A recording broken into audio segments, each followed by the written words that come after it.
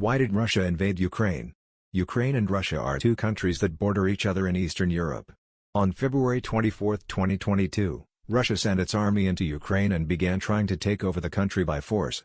This invasion surprised many people, as it was the first major war in Europe for decades. But Russia and Ukraine have had a difficult relationship for centuries. To understand what's happening now, you have to dig into 1,300 years of history.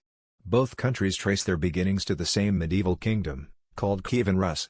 It was founded in the 800s by a group of Vikings, the Varangians, who came from northern Europe to rule over the local people.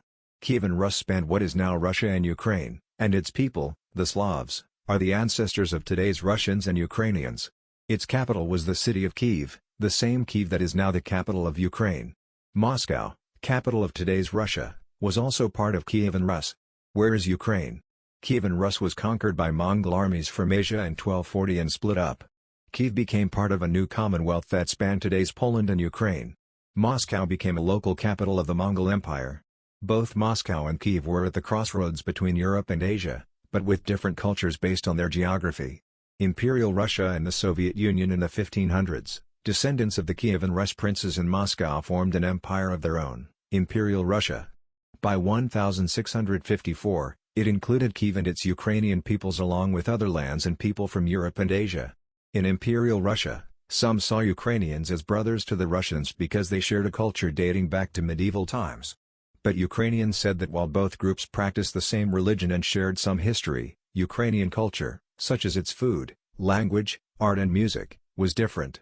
It was shaped by contact with different peoples and a history different from Russia's. A revolution in February 1917 forced Russia's leader, Tsar Nicholas II, from the throne.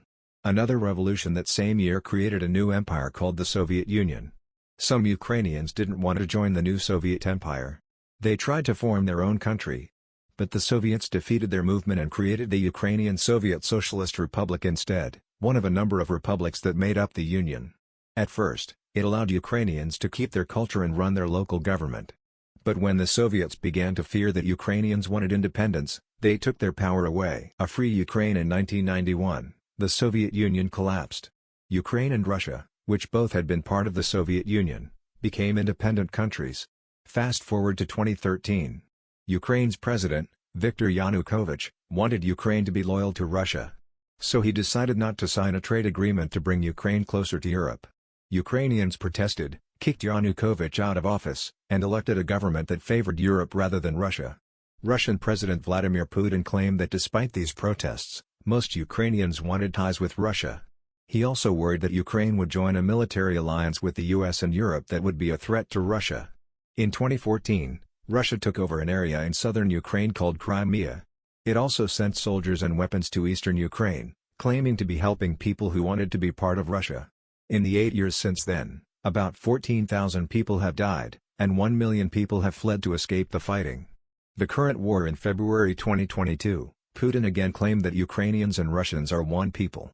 He sees Ukrainians and Russians as brother nations and says that because Russia is the older brother, it should get to be in charge. Most Ukrainians disagree. They have been inspired by the words of their president, Volodymyr Zelensky. He told Putin that Ukrainians want peace, but that if they need to, they will defend their country's independence. Putin invaded, and this time his plan is to take over the entire country. Ukrainians are now fighting the Russian army, trying to defeat what they say is an occupation. In Russia, the people had no say about whether to invade. Many are protesting against it. Many families have both Russian and Ukrainian members. Because of this, a lot of people on both sides of the border do not want to fight a war against each other. The United States and much of Europe are on the side of Ukrainians. They believe Ukraine should be able to decide its own future.